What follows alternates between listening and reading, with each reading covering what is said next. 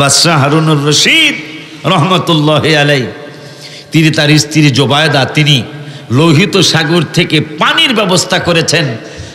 তোমাদের দাদা হুজুর কেবলা যখন প্রথম যাইতো সেই 60-70 বছর আগে, তখন বাথরুম ছিল না আরাফাতে, টয়লেট ছিল না, পানির ব্যবস্থা ছিল না, নিজেরা বাথরুম বানায় ব্যবহার করতে হইতো, পাকের জায়গা ছিল না। এখন তো সব আছে। তো এই বাদশাহ হারুনুর রশিদের স্ত্রী জোবায়দা তিনি নহরে জোবায়দা বানাইলেন। জেদ্দায় হলো সাগর, ওই সাগর থেকে পানির ব্যবস্থা করে আরাফাতের ময়দান পর্যন্ত পৌঁছিয়েছিলেন। এই মা কি যেন কথাটা মনে করছিলাম, হ্যাঁ যাই হোক, হাজী সাহেবদের জন্য পানির ব্যবস্থা করেছিলেন। সেই বাদশাহ হারুনুর রশিদের ছেলের একটা ওয়াজ আমার ভিডিওর মধ্যে আছে। 16 বছরের যুবক, সে সিরাফারা কাপড় পরে কম্বল পরে দরবারে যায়, রাজ দরবারে। মন্ত্রী মিনিস্টাররা কানে কানে কয় আমাদের ইজ্জত বাঁচতেছে না, আপনার সম্মান বাঁচতেছে না, এ তো আপনার ছেলে। তা বাদশাহ হারুনুর রশিদ কয় কাম হিয়ার বাবা, তাল হে না, তুমি আমি হইলাম এই দেশের বাদশাহ, আর তুমি যদি এই ধরনের পোশাক পরে আমার রাজদরবারে ঢোকো, আমার প্রেস্টিজ হ্যাম্পার হয়। তা ছেলেটা ডেকে বললেন বাবা প্রেস্টিজ হ্যাম্পার হয়? কয়টা হ্যাঁ। তার দরজা দিয়ে তাকায় দেখতেছেন গাছের মধ্যে একটা পাখি বসা। তা পাখিরে বলতেছেন হ্যাঁ পাখি, আমার বাপের তো প্রেস্টিজ হ্যাম্পার হয় আমি এভাবে আসলে। তা আমি বাদশাহ হারুনুর রশিদের ছেলে, আমি তোমারে ডাকতেছি, তুমি আমার হাতের মধ্যে আসো। বয়স কত? 16। মেট্রিক, আমাদের ছেলে মেয়েরা মেট্রিক পরীক্ষা দেয় এই বয়স আর কি। এ পাখি, আমি তোমাকে ডাকতেছি, তুমি আমার কাছে আসো। বলতে দেরি, পাখি উড়ে আসতে দেরি নাই। হাতের মধ্যে সে বসছে, বসার পরে বলল পাখি তুমি আবার তোমার ওই ডালে চলে যাও। এই মহিলা, যেই মহিলাই বাচ্চাকে পেটে রেখেছিলেন, হাজিদের জন্য পানির ব্যবস্থা করেছিলেন।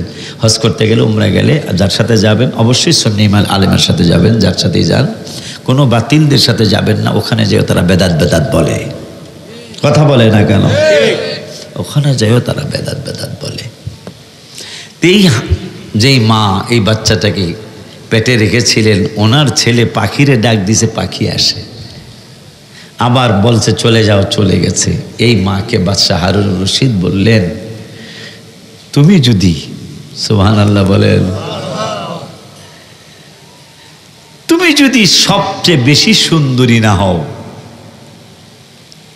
পৃথিবীর মধ্যে, তুমি যদি সবচেয়ে বেশি সুন্দরী না হও, তাইলে তোমাকে বিনা তালাকে তালাক। সুবহানাল্লাহ বললেন। ওরা যে তালাক কইব আর আপনি কোন সুবহানাল্লাহ কইতে, এটা সে নাউজুবিল্লাহ সে কওয়া দরকার, ঠিক কিনা? মহিলা তো চিন্তিত, হায় হায় আমি কি সবার চেয়ে সুন্দর হইতে পারবো কিনা? আল্লাহর সৃষ্টির মধ্যে তুমি সবচেয়ে বেশি সুন্দর হইতে হবে। শেষ পর্যন্ত والتين والزيتون وطور سينين وهذا البلد الأمين لقد خلقنا الإنسان في أحسن تقويم। পৃথিবীর সব কিছু থেকে তুমি বেশি সুন্দরী যদি না হও, তাইলে কিন্তু তোমাকে তালাক দেওয়া লাগবে, এমনিই তুমি তালাক। মহিলা মাসলা খুঁজতেছে, আমার মতো ছোট ছোট মুফতিদের কাছে যাইতেছে। মুফতিরা কয় তোমার জামাই তোমার লগে সংসার করতে চায় না, তাহলে এই কথা কয় নাকি তুমি কি সবার চেয়ে সুন্দর হইতে পারোনি? সুবহানাল্লাহ। শেষ পর্যন্ত ইমাম আবু হানিফার মতো একজন বড় ফকিহ তিনি বললেন তোমার তালাক হবে না, তুমি সত্যি সুন্দর। কেমনে? আল্লাহ বলছেন সৃষ্টির মধ্যে মানুষ ফি আহসানি, সুবহানাল্লাহ কয় না? আরো জোরে কয় না? লাকাদ খালাকনাল ইনসানা ফি আহসানি তাকওয়িম। মানুষ হলো পৃথিবীতে সবচেয়ে বেশি সুন্দর। সুবহানাল্লাহ বলবেন না? সবচেয়ে বেশি সুন্দর, তুমি তো মানুষের মধ্যে একজন। সুবহানাল্লাহ আল্লাহ।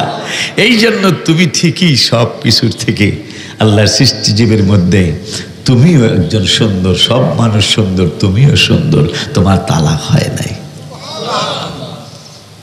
সেই মানুষকে আল্লাহ আদর করে সৃষ্টি করেছেন। এই জন্য এক হাদিসে আসছে আমাদের যে এই জন্য চেহারায় মারতে নিষেধ, চেহারা মারবেন না কখনো, স্ত্রীকে বা বাচ্চাদেরকে চেহারায় মারা নিষেধ। কারণ আল্লাহ বলেছেন খলাকাল্লাহু আদামা সুরতি, আমি আদমের সুরতরা আমি আল্লাহর সুরতে সৃষ্টি করেছি। সুবহানাল্লাহ বলবেন না? এই জন্য চেহারায় মারা নিষেধ, কারণ এই চেহারাটা আল্লাহ সৃষ্টি করেছেন, আল্লাহ তৈরি করেছেন নিজ কুদরতে। এই জন্য চেহারা সৃষ্টি করেছেন 850 কোটি মানুষ, প্রায় 900 কোটির কাছাকাছি। হায় হায়, আপনি যতই বলেন আরে আমাকে খালাতো ভাইয়ের মতো দেখা যায়, কিন্তু দেখবেন পুরাপুরি মিল নাই। কেমন কারিগর সেই আল্লাহ, কেমন কারিগর! 900 কোটি মানুষ, কারো কণ্ঠের সাথে কারো মিল নাই। 900 কোটি মানুষের 900 কোটি কণ্ঠ। সুবহানাল্লাহ বলবেন না? 900 কোটি মানুষের 900 কোটি চেহারা, মিল নাই। অনেক সময় কয় না একে আমাকে আব্বার মতোই দেখা যায়, কথা বলে না? মতো মানে কি? তাহলে পুরাপুরি না আর কি, অনেকটা বাপের মতন, ঠিক কিনা? এত আদর করে বানানোর পরে আমার আল্লাহ কিয়ামতের ময়দানে বলবে অনেকে জাহান্নামী হয়ে যাব আমরা, আল্লাহ মাফ করুক। একটা দয়া আমাদের আল্লাহ করছে, সেটা হলো আমি গজলে লিখছি, আখেরাতে কি দেখাবো নাই কোনো পুঁজি, বলো আখেরাতে কি দেখাবো নাই, তবে একটা পুঁজি আছে আমার, সে তো নবীজি। বলো একটা পুঁজি আছে আমার, জি আমার মায়ার নবীজি, আমার দয়ার নবীজি, আমায় একটু দিদার দিতে হয়ে যাও রাজি। বলো আমায় একটু দিদার দিতে হয়ে যাও রাজি। এই একটা পুঁজি আমাদের আছে। আল্লাহ রাব্বুল আলামিন সিদ্ধান্ত নিয়েছেন আমাদেরকে মাফ কেমনে করা যায়। কোরআনুল কারীমে 70 জায়গায় বলেছেন আমাদেরকে আল্লাহ মারবেন, আমাদেরকে আল্লাহ শাস্তি দিবেন। কয় জায়গায় বলেছেন কোরআনে? 70 জায়গায়, 70 জায়গায়, 70 মাকানে আল্লাহ আমাদেরকে শাস্তি দেওয়ার কথা বলেছেন। 70 দুগুণে কত হয়? কথা কয় না কা? 70 দুগুণে 140। 140 জায়গায় কোরআনে বলেছে এ পাগলারা তোমরা টেনশন করিস না, তোদেরকে আমি আল্লাহ ক্ষমা করব। এই জন্য সাহস করে বলছে যারা রোজা রাখেন নাই, রোজাদারদের সাথে বসছেন, আল্লাহর দয়া হইতেই এক জায়গায় বসার কারণে। সুবহানাল্লাহ। কিয়ামতের ময়দানে আমার আল্লাহ বলবেন, এই জন্য হক্কানি আলেমদের সাথে মাঝে মাঝে বসার চেষ্টা করবেন, আমার মতো ফালতুর সাথে না, যারা ভালো মানুষ, ভালো আলেম, তাদের সাথে মাঝে মাঝে বসবেন। সামনে কথা আসতেছে, আল্লাহ বলবেন হ্যাঁ ফেরেশতারা একটু যাচাই বাছাই করো। কি যাচাই বাছাই করবো? আল্লাহ দেখ না বেটা এর আমল নামার মধ্যে কি কোনো ভালো কাজ নাই? তো এরকম কিছু দুষ্ট মানুষ কিন্তু আছে যারা ভালো কাজ করতেই চায় না, আছে না এরকম? ভালো কাজ করতেই চায় না। আল্লাহ বলবে দেখ না। তাই ফেরেশতারা খুঁজে টুজে কইব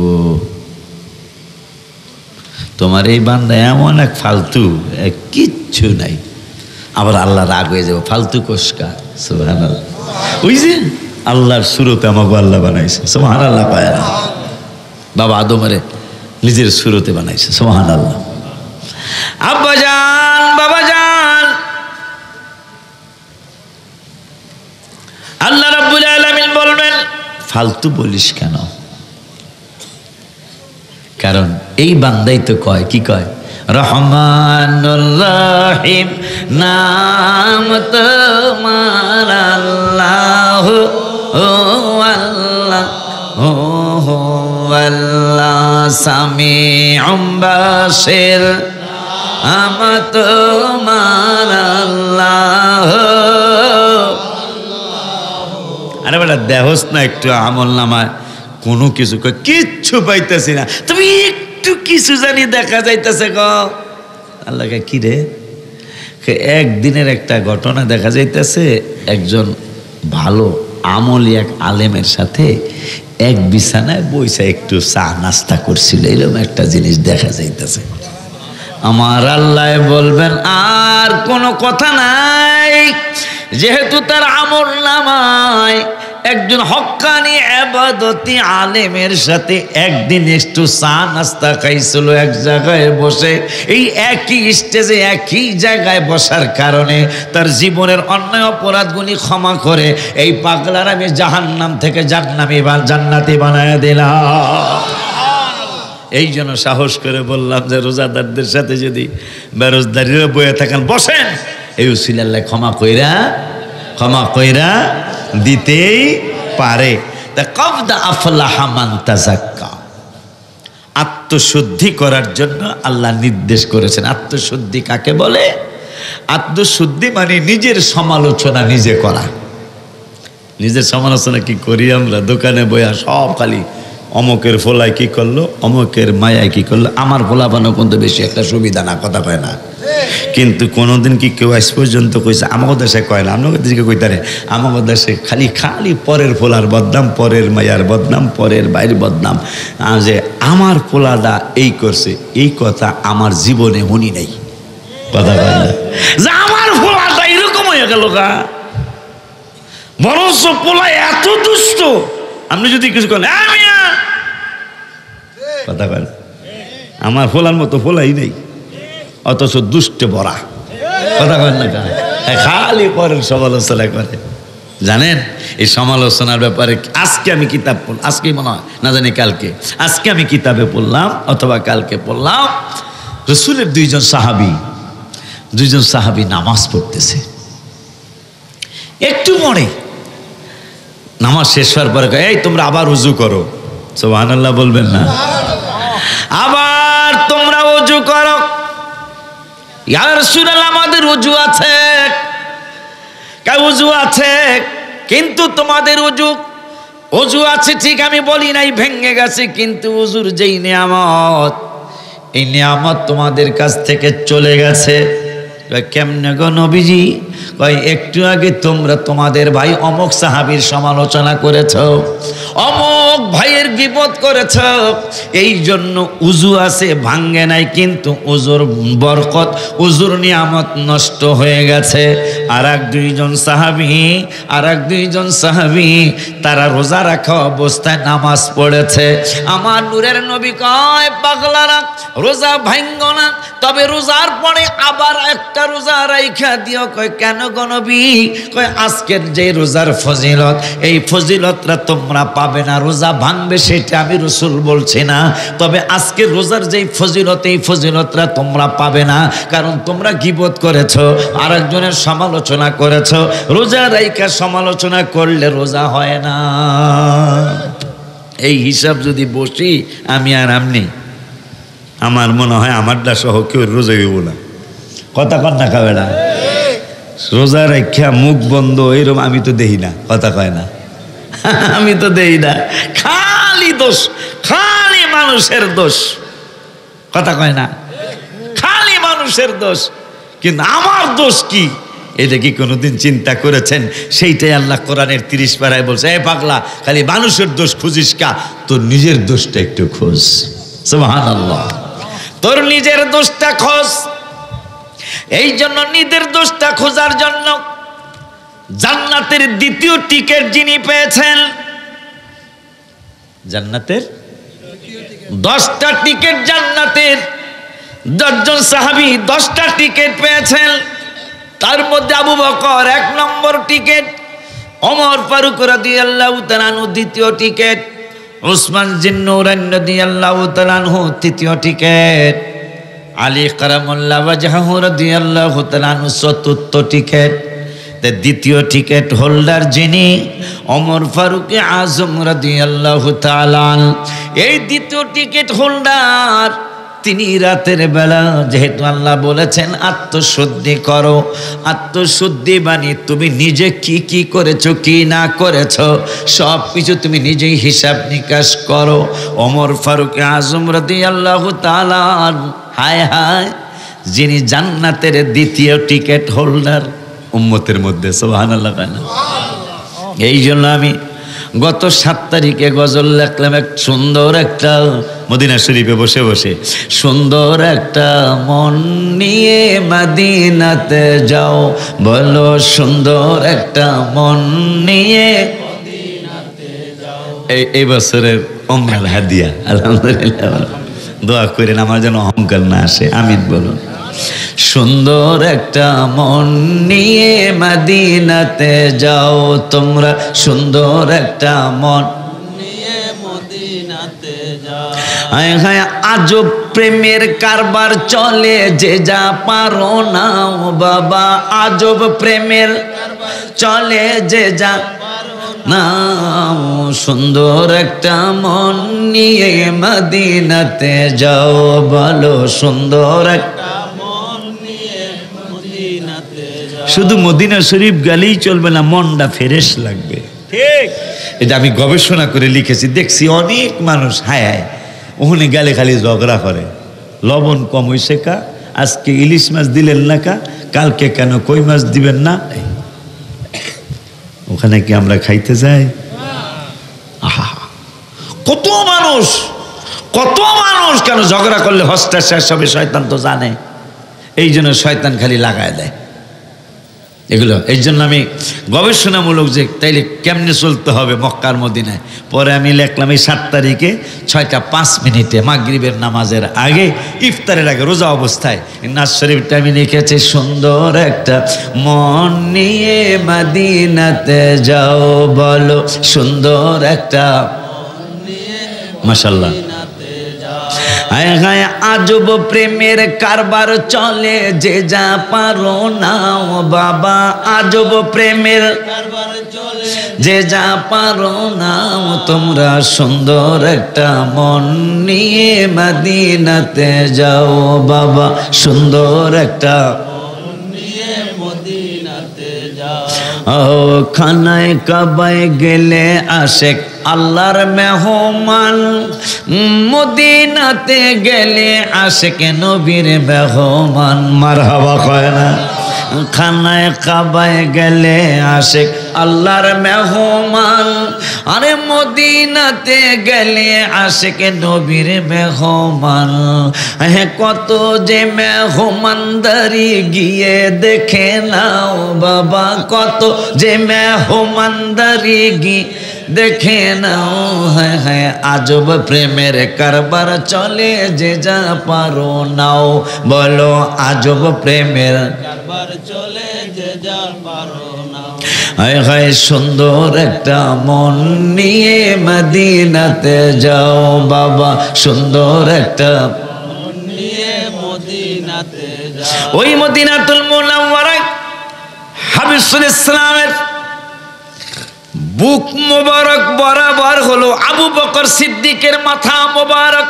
নবীজি আমাদের মতো যে না, সেটা এই সাহাবী 2 জন চলে গেলেন, আরো 2 জন কিন্তু বেঁচে ছিলেন, সুবহানাল্লাহ। না খলিফা, 4 খলিফা না, আবু বকর 1 খলিফা, ওমর ফারুক 1 খলিফা, আরো 2 খলিফা, আলী রাদিয়াল্লাহু 1 খলিফা, ওসমান জিন নুরাইন আর 1 খলিফা, ঠিক কি না?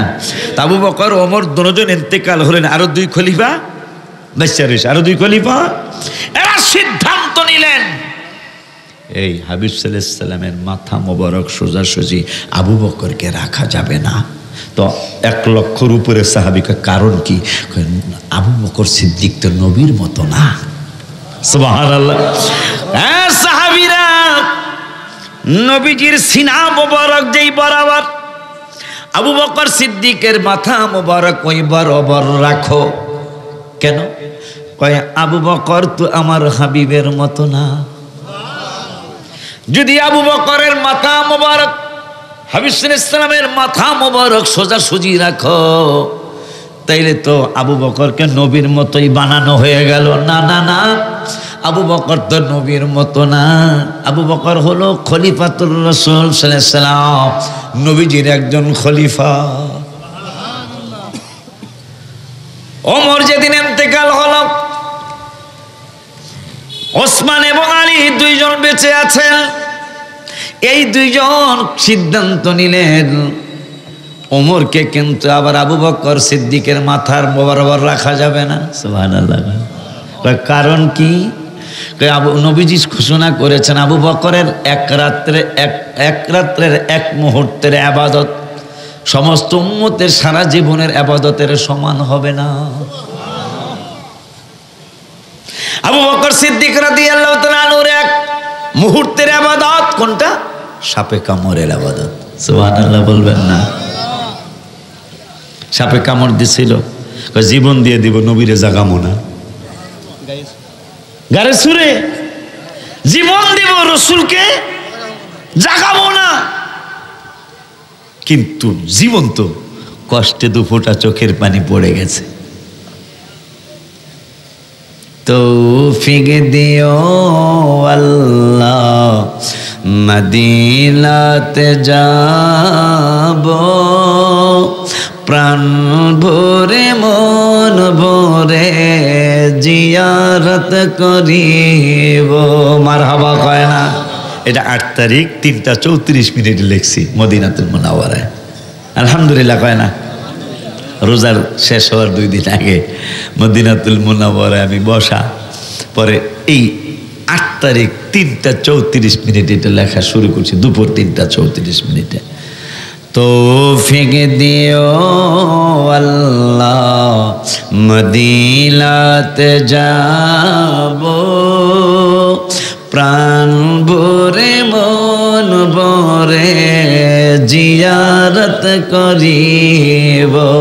একা একা রাত্রে কানবেন, একা একা রাত্রে কইবেন, দেখবেন যখন মানুষ সামনে থাকবে নবীর মহব্বত আপনার কান্না চলে আসবে অটোমেটিক। যখন কেউ থাকবে না, আপনার রিস্তে আমার বৌমাও নাই, আমার নাতি গুলা নাই, কিন্তু হঠাৎ করে আপনি বলতেছেন কি?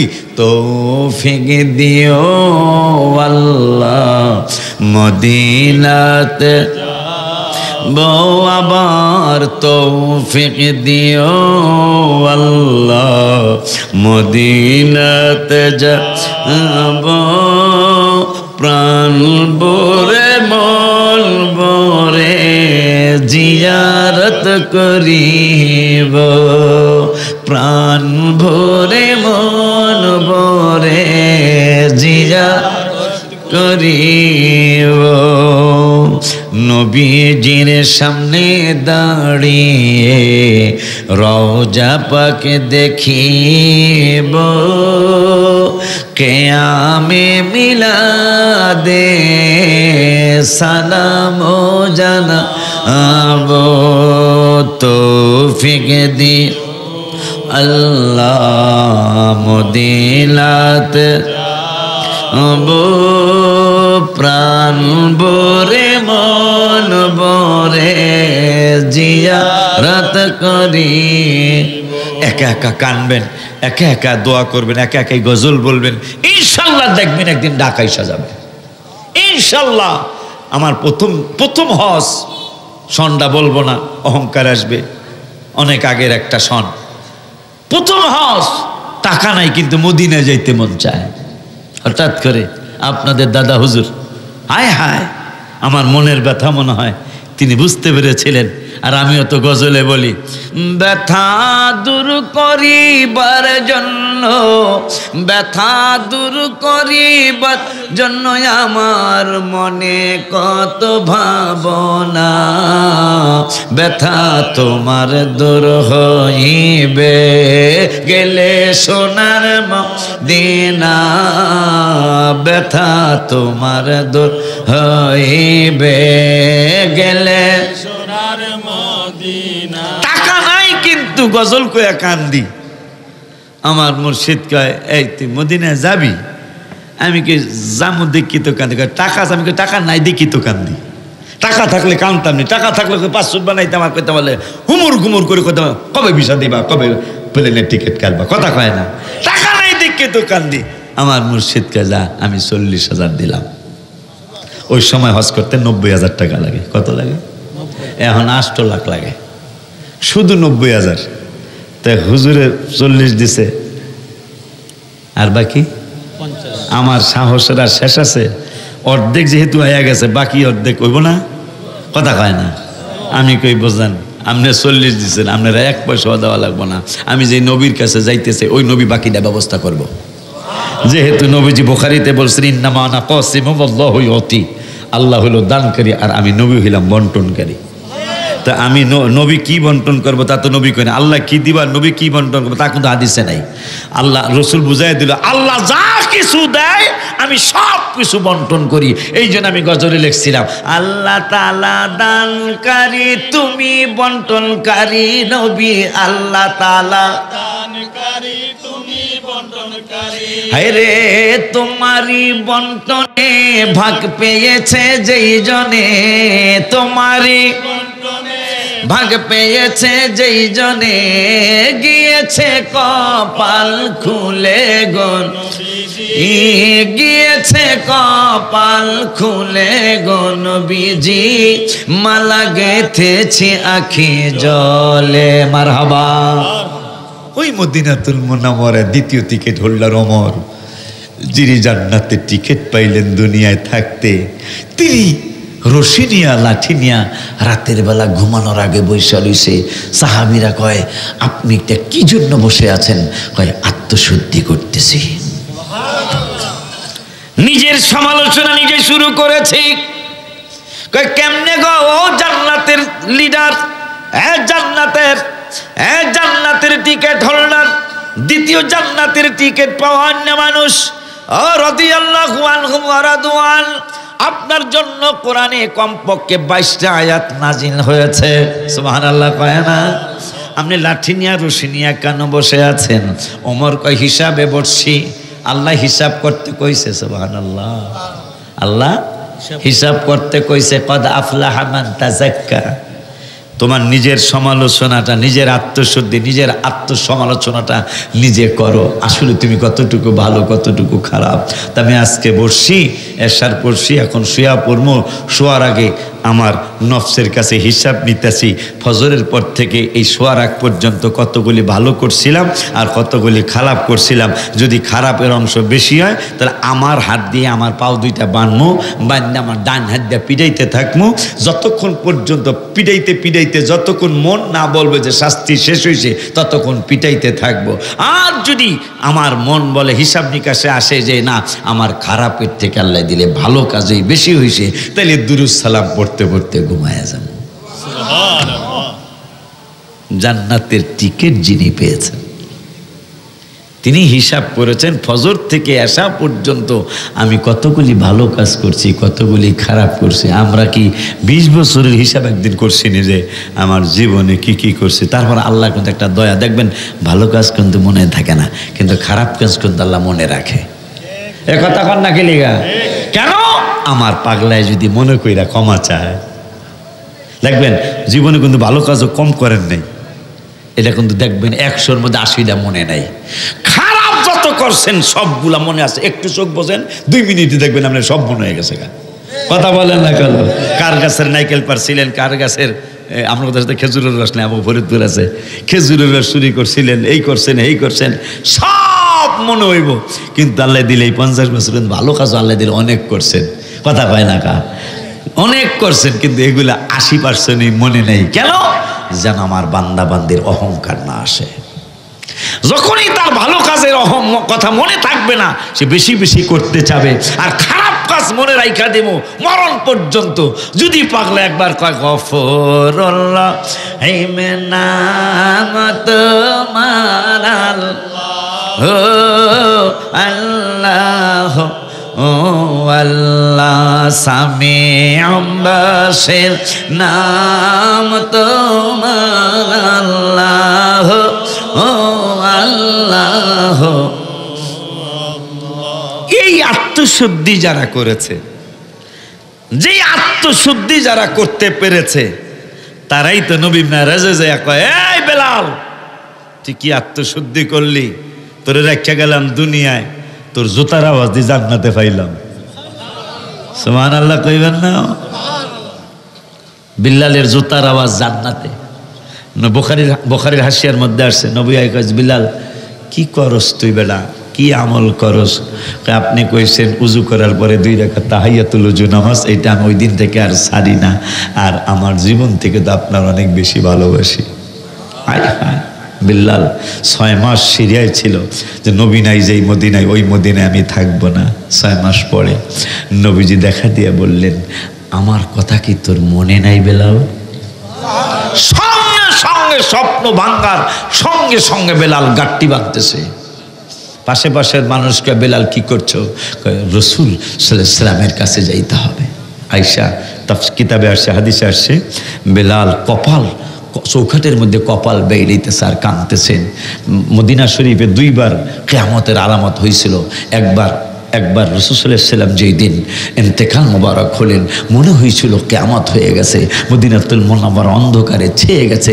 আর যেদিন বেলাল 6 মাস পরে আয়েশা আজান, ইমাম হাসান আর হুসাইন রাদিয়াল্লাহু তাআলা আনহুমা বললেন, বেলাল নানা ভাইকে যে আজান শোনাইতে সেই আজানটা শোনাও। সবাই বেলাল নিষেধ করে দিয়েছেন। সাহাবীরা বলে, বেলাল তুমি আমাদেরকে আজান শোনাও। বেলাল আমি আজান দিলে আমি আর বাঁচব না, আমি আর আজান দিলে বাঁচব না। বেলাল আজান দেয় না। শেষ পর্যন্ত ইমাম হাসান হুসাইনের কাছে মানুষ গেছে, যাওয়ার পরে বলে আপনার নানাজানকে যে আজান বেলাল শোনাইতো ওই আজানটা শুনতে চাই। আমাদের কারো কথা বেলাল রাখে না, কারো কথা রাখে না। আপনারা 2 ভাই বললেন না, রাইখা পারবে না। ইমাম হাসান আর হুসেন গেলেন, বেলাল ও বেলাল, নানা ভাই থাকতে যে আজান দিতা ওই আজানটাকে একটু শোনাইবা। বেলাল কান্দে, নিষেধ করতে পারতেছে না, কারণ নবীজি বলছেন এদের 2 জনকে ভালোবাসলে আমি রাসূলকে ভালোবাসা হবে। তাহলে এদের 2 জনের কথা শুনলে নবীর কথা শোনা হবে। বেলাল চিন্তায় পড়ে গেল। বেলাল হা করে না, না করে না, হা করে না, না করে না। বেলাল চট করে মিনারায় উঠে গেলেন। ওই মিনারা এখনো মদিনায় আছে। মারহাবা বলবেন না? এই জন্য যাবেন, তৌফিক থাকলে যাবেন, তৌফিক থাকলে দেরি করবেন না, যাবেন। বেলাল ওর ওই মিনার যেখানে উঠে বেলাল আজান দিত, নবীজির ওই মিনার, নবীজির ওই মেম্বার, যেই মেম্বার মোবারকে বসে নবীজি খুতবা দিতেন। এবার ওদেরকে নিয়ে জিয়ারত করে আসছি। যেখানে জিরাজুল জান্নাতে 10 মিনিট থাকার অনুমতি হয় না, এবার 45 মিনিট থাকছি। মাশাআল্লাহ। দায়ের সে আসারি বড়, এরকম একটা কথা আছে না? কথা বল না, দায়ের সে আসার বোঝেন না? আরে বেলা তোমাকে ফির ভাই একটা হেডা রয়েছে 2 ঘন্টা। আমি যাগা, আমি থাকতে পারি নাই, কিন্তু হেডা 2 ঘন্টা, 100 ঘন্টা বেশি আমার থেকে। তা দার্সে আসার বড় হয়েছে না, কথা না। এই জন্য বেলা পীর যেমন হোক, তুই কিন্তু পীরের অন্যরকম মনে করতে হবে। বেলা কামাই যাবো ইনশাল্লাহ। আমি থাকছি 45 মিনিট। কাউসার আর হলো আরেকজন কেনা জানি, কাউসার আর একজন আমার তোমাকে পীর ভাই, এই 2 জন 2 ঘন্টা, আসর থেকে মাগরিব পর্যন্ত, ইফতারের আগ পর্যন্ত, আসর থেকে ইফতারের আগ পর্যন্ত অনেক সময়, প্রায় 3.5 ঘন্টা। 3.5 ঘন্টা থাকে নাই, কইলো যে বাজারে ইফতারটা করার ইচ্ছা ছিল। ওমানের মহসিন তোমাকে পীর ভাই, যেই ভাড়ায় আমার একটা গজলে 20,000 টাকা দিছে, কাউন্সিলর দিছে 20,500, আর মহসিনের ভাই মহিউদ্দিন দিছে 10,000, আর একজনে 5,000। এই এক গজলে 55,500 টাকা হুজুরের মাদ্রাসা করতে টাহা পায় কি বুঝছো নি বেলা? মারা বাবা, এক গজলে যদি 55,500 হয় তাহলে 450 গজলে কথা কয় না। হ্যাঁ বোঝে না, কথা কয় না। কোন গজল জানো? ওই গজলটা ইমরান নবী, আমাকে চেয়ারম্যানের নামে নাম, ইমরান নবী, আয়ুব নবী, ওমান সালাহ, রহমাতুল লিল আলামিন কাদেন মাদি। এই গজলটায় 55,500 টাকা পাইছি আমি হাদিয়া, আলহামদুলিল্লাহ। পায় না আয়ুব নবীর রওজার নিচে। এই জন্য আমার বয়স বেশি কিন্তু বুড়া দেখা যায় না, কথা কয় না। কাম হইছে তো হে নেই, কথা কয় না বেটা। 18 বছর পরে অথবা 7 বছর পরে যার সমস্ত গোস্ত শেষ, হাড্ডির লগে সব লাগা, পোকা খেয়ে লাইছে, এই কুয়ার পানি দিয়া একবার গোসল করছে, হুজুরে গোসল করছে বেশি হলে 5-10 মিনিট, আমি গোসল করছি 1.5-2 ঘন্টা। এই জন্য আমার বুড়া দেখা যায় না। মারহাবা কয় না বেলা। ওই কুয়াটা এখনো আছে ওমানে। ওই কুয়াটা, যেই কুয়ার পানি দিয়া আইয়ুব আলাইহিস সালাম গোসল করেছিলেন 18 বছর পরে বা 7 বছর পরে, ওই কুয়াটা এখনো আছে। মারহাবা বলবেন না? আমার ওমানের মুয়াজ্জিন কে বাজান এইটাই সেইটা, আমি কই কোনটা, কয় এইটা 18 বছর পর যেটা কাম হয়েছিল। আমি কই তাইলে আর কোনো কথা নাই, নামিয়া গেলাম আর কি, নামিয়া গেলাম, গোসল করলাম, 1.5-2 ঘন্টা পানি নিয়ে আসি। যদি কারো কঠিন রোগ হয়, এই চেয়ারম্যান নাতি আমার বাবার লেগা, কুদ্দুস মহাজনের লেগা একটু পানি নিয়ে এসো, ওই কুয়ার পানি কিন্তু আমি নিয়ে আসছি। যদি কঠিন রোগ যে সারেই না, তাহলে বাসায় যায় ওই কুয়ার পানি একটু নিয়ে আসবা, খাই গোসল করবা, আল্লাহ সারায় দিতে পারে, আল্লাহ সারায় দিতে পারে। পরে আমি লেখছিলাম আইয়ুব নবীর রওজার নিচে কুদরতি এক কুয়া আছে, সুস্থ হলেন আইয়ুব নবী পানির উসিলায়, হায় হায় সুস্থ হলেন আইয়ুব নবী পানির রহমাতুল লিল আলামিন মদিনায় বাবা রহমাতুল লিল আলামিন। এই আত্মশুদ্ধি ওমর ফারুকের মতো মানুষ, তিনি কয় হিসাব নিকাশে বসছি, যদি খারাপের অংশ বিষয় পিডাইয়া আমি পিডাইয়া শেষ করে আলাম, যতক্ষণ মনে বলবো না যে বিচার হয়েছে ততক্ষণ পিডাইতে থাকবো। এই আত্মশুদ্ধি হযরত বেলালও করেছিলেন। নবীজি মেরাজে গেলেন, দেখে টুক টুক টুক টুক টুক টুক টুক টুক জুতার আওয়াজ। কিরে কিরে, বেলালের জুতার আওয়াজ। বুখারীর হাসিয়ার মধ্যে কথা আছে, পৃথিবীতে আইসাকে বেলাল তুই আমার লগে জান্নাতে। ওই বেলাল, আহা সুবহানাল্লাহ।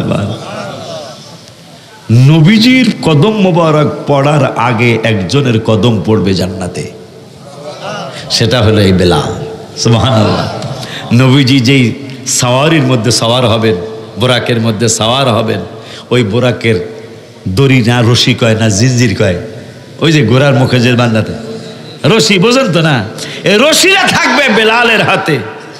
বেলাল সামনে সামনে যাবে, নবীজির এই সাওয়ারিটা, ঘোড়া বলেন আর গাধা বলেন আর বোরাক বলেন, এই সাওয়ারিটা যাবে পিছে পিছে, দরজা খোলা হবে নবীর জন্য। কিন্তু নবীজি তো, বেলাল তো রশির আগে আগে নিয়ে যাইতেছে, বেলালের কদম পড়বে আগে, এরপরে নবীর কদম মোবারক। সুবহানাল্লাহ। নবীজির গোলাম হইতে নাম দেওয়ার কারণে বেলালের এই সম্মান আল্লাহ দিয়েছেন। বেলাল হাবিবের গোলাম। বেলালের বুকের মধ্যে ভারী পাথর, নিচে আগুনের কয়লা। বেলাল এখনো সময় আছে, হাবিব সাল্লাল্লাহু আলাইহি সাল্লামকে ছেড়ে দাও। বেলাল বলল, আহাদুন আহাদ, এই উমাইয়া আমার জীবন চলে যাবে কিন্তু রাসূলকে ছাড়তে পারবো না। এরকম ওয়াদা কি দিতে পারবেন? নি জীবন যাবে নবী ছাড়বো না। কারা কারা হাত তুলে দেখা। আল্লাহু আকবার।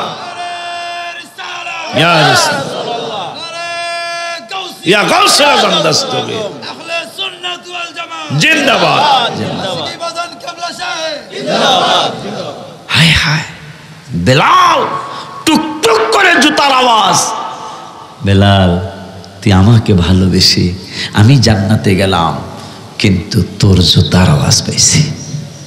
ওই বেলাল, উপরে পাথর, 5 মণ 10 মণ পাথর বুকের উপরে, নিচে আগুনের কয়লা। বেলাল কয়, জীবন চলে যাক, নবী ছাড়ব না। এই আত্মশুদ্ধি যারা করেছে, হযরত খোবায়েব রাদিয়াল্লাহু তাআলা আনহু, তাকে শহীদ করলেন। অনেক কথা বাতাসকে বললেন, বাতাস, আমি খোবায়েব বিদায়ী সালামটা নবীকে দিতে পারলাম। ও বাতাস, তুমি আমি খোবায়েবের সালাম আমার হাবিবের কদম মোবারকে পৌঁছে দিও। বাতাস বেঈমানি করে নাই। খোবায়েবের গবেষণা কিন্তু চলছে, বাবা আদম থেকে শুরু করে এখন পর্যন্ত কত কথা, কত লক্ষ কোটি কথা বাবা আদম থেকে শুরু করে আমরা বলতেছি, এই কথাগুলি কিন্তু বাতাসে ভাসতেছে। বিজ্ঞানীরা গবেষণা করতেছে, কে কি বলছিল, কে কি কইছিল, এই কথাগুলি সংগ্রহ করার জন্য চেষ্টা চলছে। সুবহানাল্লাহ বলবেন না? এরপরে আল্লাহ কয় ওমা উতিতুম মিনাল ইলমি ইল্লা কালিলা, মানুষকে অল্প একটু জ্ঞান দিছি। এই খোবাইব রাদিয়াল্লাহু তাআলা বাতাসকে বললেন আমার সালাম দিও, আমি তার গিয়ে সালাম দিতে পারলাম না, কিন্তু আল্লাহর কাছে বললেন আল্লাহ আমি তো তোমার হাবিবের একজন আজনা গোলাম, ও আল্লাহ আমার বডি যেন কাফেররা টাচ করতে না পারে। সুবহানাল্লাহ বলবেন না? সমস্ত ইন্তেকালের পরে, শহীদ হওয়ার পরে তার শরীর মুবারকটা মৌমাছি এসে, মৌমাছি চিনেন তো না, আমাদের মধু পোকা এসে তার পুরা শরীর ঢেকে ফেললো। কাফেরা ডরে কাছে আসে না, কারণ মধু পোকারে আমার একবার কামড়াইছিল, আমি বুঝি এটার কি অবস্থা। আমার একবার কামড়াইছিল ছোটকালে। হ্যাঁ, তো এই মধু পোকায় পুরা, কারণ দোয়া করছেন, আশা করে তো দোয়া করছেন আল্লাহ আমারে তারা শহীদ করে দিল, কিন্তু আমাকে যেন ইন্তেকালের পরে আমাকে শরীরটারে কোনো অত্যাচার যেন করতে না পারে। পুরা শরীর একবারে পা মোবারক থেকে মাথা মোবারক পর্যন্ত মধু পোকায় ঢেকে দিল। কাফেররা কাছে আসলো না, আল্লাহ বৃষ্টি দিয়ে দিল। বৃষ্টি হওয়ার পরে কোথায় বডি মোবারক চলে গেছে কাফেররা বুঝতে পারে না, বলতে পারে না। সেটা কেন? এই আত্মশুদ্ধি করার কারণে। এই জন্য বাবা এই মাসে 6টা রোজা আছে, এই মাসে চলতি মাসে আমিও রাখি, তোমাদের আম্মা হুজুরও রাখে, তোমাদের বড় বোন যেটা এও রাখে, তোমাদেরকে নির্দেশ করে গেলাম আমরা তরিকতের যারা আছি। এই মাসে 6টা রোজা আছে। 6টা রোজা রাখলে কি হবে? মানজা আবিল হাসানাতি ফালাহু আশরু আমসালিহা। আল্লাহ বলছেন মোমেনদের আমলের কমপক্ষে 10 গুণ বাড়ায় দেয়। সুবহানাল্লাহ বলে আমরা দিব 1, আল্লাহ দিব আমাকে কত? এটা কোরআনের ওয়াদা 8 পারায়। মানজা আবিল হাসানাতি ফালাহু আশরু আমসালিহা, 10 দিবেন আল্লাহ। তাহলে 30 রোজা রাখছি, 30 10-এ কত পর না গেলে 30 10-এ তাহলে 30 10-এ আমল আল্লাহ দিলে, আল্লাহর কোরআনের ঘোষণা অনুযায়ী যেহেতু আল্লাহ কইছে 1-এ 10 দিব, তাইলে 30 রোজায় 300 রোজা দিছে। মারাবা পায় না। এখন 60 দিন বাকি আছে। 360 দিন 1 বছর না, 30 দিন কইরা কথা কয় না কা বাকি আছে কয়দিন? এখন আমার নবীজি উম্মতের জন্য তো মায়া, যে আমার উম্মত 300 দিন রোজা রেখে লাইলো, 30 দিন রেখে 300 হয়ে গেছে গা, আর 60 দিন রোজা রাখবো না। তো নবীজি চিন্তা করলেন শাওয়াল মাসে 6টা রোজা রাখবি তোরা। শাওয়াল মাসে 6টা রাখলে 6 10-এ কথা কয় না, 6 10-এ 60। এই 60 আর 300 360, 1 বছরের দিনও 360 দিন, আর এই মাসে 6টা রোজা রাখলে 360টা রোজা হয়ে যাবে। সুবহানাল্লাহ কয় না? এই 60টা রোজা রাখবে, এই 6টা রোজা রাখার চেষ্টা করবেন। যারা রোজা রাখতে পারেন নাই এই মাসে, গত মাসে, তারা আল্লাহ দরবারে এই 6টা রোজা রেখে কানবেন যে আল্লাহ আমি গত 1 মাসে পারি নাই, এখন আশিক হুজুর মেসেজ দিছে, এই মেসেজ অনুযায়ী রাখলাম, তুমি আমার পিছনে রোজার অপরাধগুলি মাফ করে দাও। মাফ করতে পারে না গো?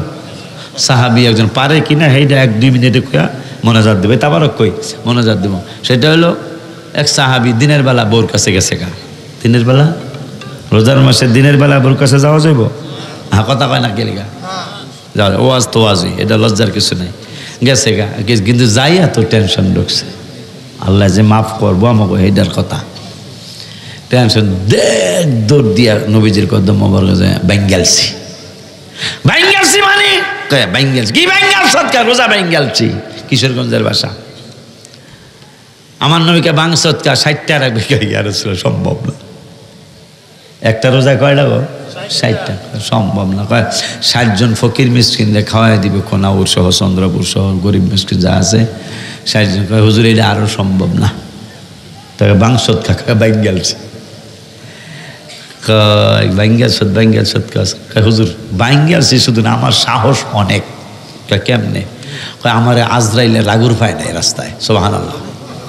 মানে আল্লাহ কোরআনের 5 পারা 7 পৃষ্ঠায় বলছে গুনাহ করলে আমনের কাছে আইতে। সুবহানাল্লাহ কইবেন না? জাউকা ফাস্তাগফিরুল্লাহ ওয়াস্তাগফারা লাহুমুর রাসূল।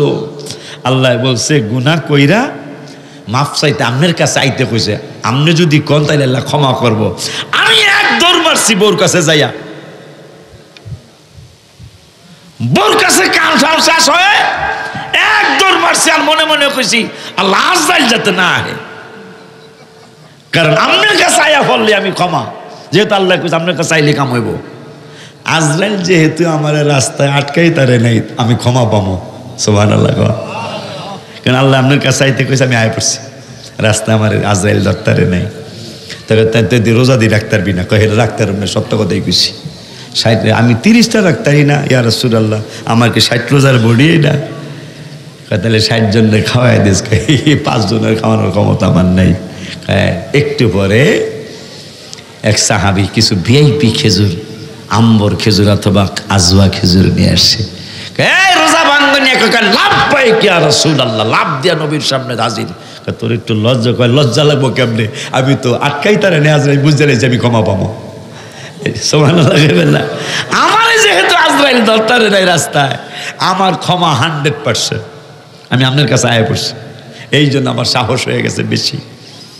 ঠিক আছে, এই খেজুরগুলা চন্দ্রপুর, কোনাপুরে আশেপাশে গ্রামে যত গরিব আছে এই গরিবের দিয়া দিস, রোজা আর রাহন লাগবো না। কয় হুজুর বেজাল আবার লাগছে।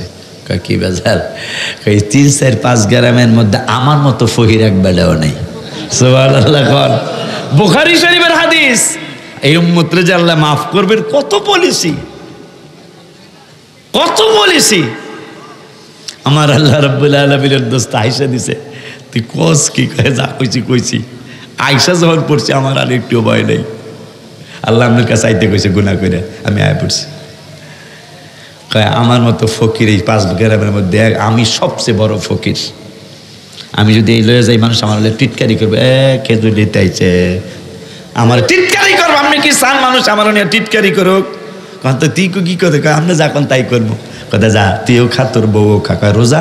রোজাও রাহন লাগবো না, মিসকিনও খাওয়ানো লাগবো না, তোরা দুইজনেই খাবি, রোজাও হয়ে যাইব গা। সুবহানাল্লাহ। সেই নবীর উম্মত আপনি আর আল্লাহ রাব্বুল আলামিন যেন এই 6টা রোজা আমাদেরকে এই মাসে 6টা রোজা আছে, সুন্নত রোজা কয়। মহিলারা বেশি রাখে মাশাআল্লাহ, আমরাও রাখবো। কয়দিন আর বাঁচবো বাবা, কয়দিন আর হায়াত আছে আমারও, কয়দিন আর বাঁচবো। 5 ওয়াক্ত নামাজ পড়বে, বাবাকে মাকে কষ্ট দিবেন না। কারণ আল্লাহ কিন্তু কোরআনে বলছেন, আনিস কুরলি অলি বলি, দেখ আমার শুকুর আদায় করার পরেই তোমার বাপ মার শুকুর আদায় করবা। সোজা কথা না বাজলাম, সোজা কথা না, কিন্তু আবাদতের পরেই বাপ মার শুকুর আদায় করার জন্য আল্লাহ বলছেন যে যাদের বাবা মা আছে তোমরা এখানে সাবধান, এখানে সাবধান, এখানে সাবধান। ওমর ফারুক রাদিয়াল্লাহু তাআলা একদিন বলতেছেন, আমি একজন বিবাহ করছি, অথচ আমার বাবা কাফের। আমি বিবাহ করছি কিন্তু আমার বাপের পছন্দ না, আমার বাপের পছন্দ না। আমি নবীজির কাছে যাই বললাম, ইয়া রাসূলুল্লাহ, আমি বিবাহ করছি কিন্তু আমার আব্বা খাত্তাব পছন্দ করে না। তোমার বাপের এই জিগাও, সে যদি তালাক দিতে বলে তালাক দিয়া দিও। সুবহানাল্লাহ বলবেন না? বাবা মা এমন জিনিস। এই জন্য বাবা মা যাদের আছে তারা বাবা মাকে, আমি কিন্তু আমার আব্বা আম্মার 1 নম্বর দোয়া, 2nd দোয়া তোমাদের দাদা হুজুরের, এই 2 জনের 3 জনের দোয়া, আমার শাশুড়ি মা সহ এই 4 জনের দোয়া আমার জন্য অনেক বেশি। এই জন্য বাবা মা যাদের আছে, যদি জীবনে বড় হতে চাও, তাইলে যে একটা অন্যায় কথাও যদি বলে, কিতাবে আসছে, পরশুদিন পড়ছি আমি, একটা অন্যায় কথাও যদি বাবা মা বলে, তুমি প্রতিবাদ করবা না, তুমি প্রতিবাদ করবা না। এটা গত পরশুদিন আমি কিতাবে পড়ছি। একটা অন্যায় যদি করে ফেলে, তুমি সেটার প্রতিবাদ করবা না। কিন্তু যদি তোমাকে শিরক করতে বলে, যে আল্লাহর মতো অমুক, নাউজুবিল্লাহ মিন যালিক, এই কথা মানা, তোমাকে যদি তোমার বাবা মা ইবাদত করতে বাধা দেয়, এই ইবাদতের বাধা মানা যাবে না।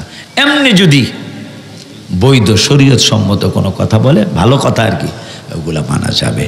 কোনো ফালতু কথা মানা নিষেধ আছে, কিন্তু বেয়াদবি করা যাবে না, বেয়াদবি করা যাবে। এই আবদার রেখে খুশি হয়েছি ঈদের পরে। ঈদের তোরা দিয়ে সময় খাওয়ালি না, দাব বেটা, ঈদের সময় খাওয়াইতে হয় না?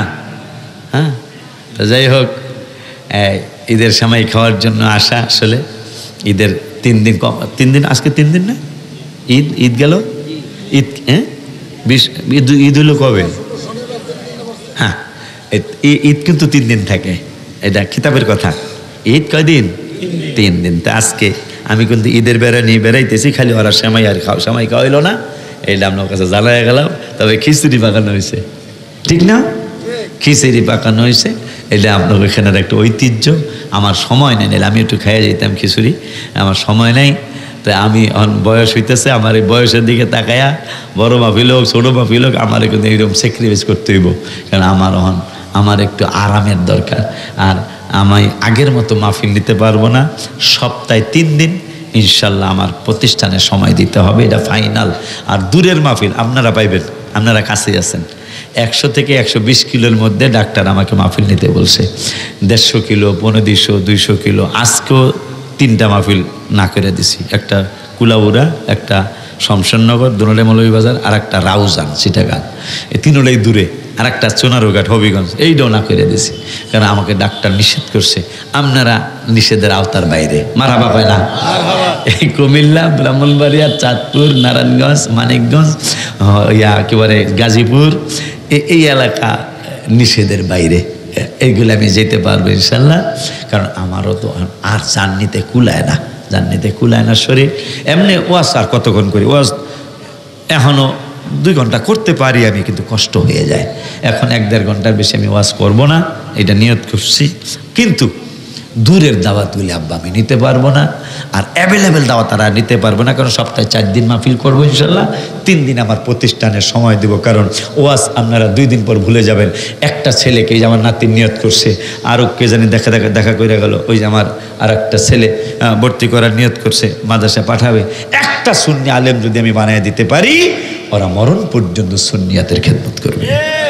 এই জন্য প্রতিষ্ঠানে ভাগ করছি, আমি মাহফিল করব 4 দিন সপ্তাহে, আর 3 দিন আমার প্রতিষ্ঠানে সুন্নি আলেম, আমার চেয়ে বড় আলেম বানানোর জন্য আমি চেষ্টা করে যাব। আল্লাহর যদি দয়া হয়, এই আবদার করে